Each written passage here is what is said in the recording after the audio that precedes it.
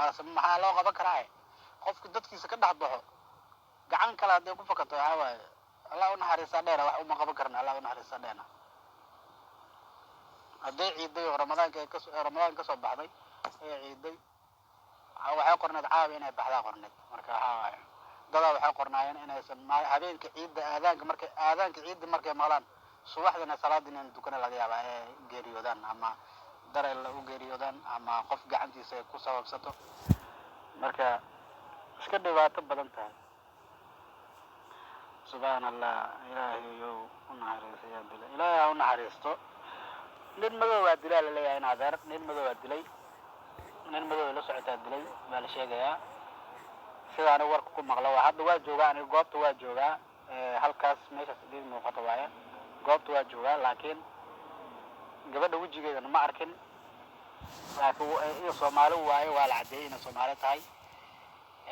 dadka meesha taaganna sidaa qaarka kuleetay dad kale ajaaniba meesha joogaan carabtaan iyo dad badanaa joogo kuleetay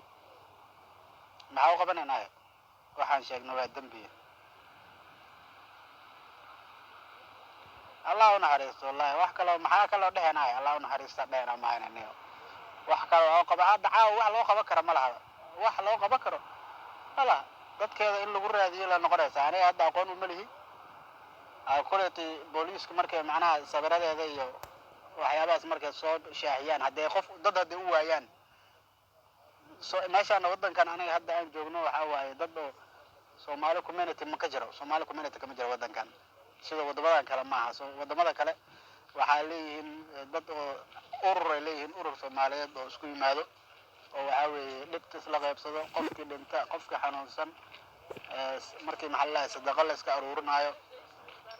يعني dad isku xiranaa jiro ma fahmaysan laakiin hadda meeshaan waddankan aan joogno wallahi dad isku xiran ma joogaan qof walba waxa uu goonidiisa oo carara cid kale aaminayso meeshaan ma jirto maalmahaas masaajida la furaha lahay waa in la isku yimaado la rabo masaajida la furaha lahay masaajidkii markii la isku yimaaday waa ogtiin waa la sahayaa hadda intan waddan qurbiin waa la isku dhagan yahay waddankan waa la isku dhagan yahay waxa la isku dhagay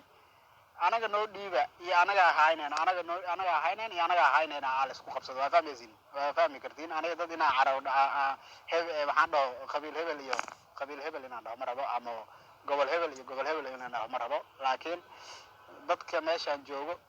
waa dad masaajid ku heshiin waaye masaajid ay ku heshiin waayeen ma fahmaysan masaajid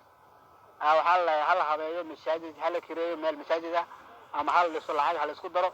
بس وحي صدق العقد وحي انت اللي جارنبه وحلوه شيء ويفرها مشاجز كبا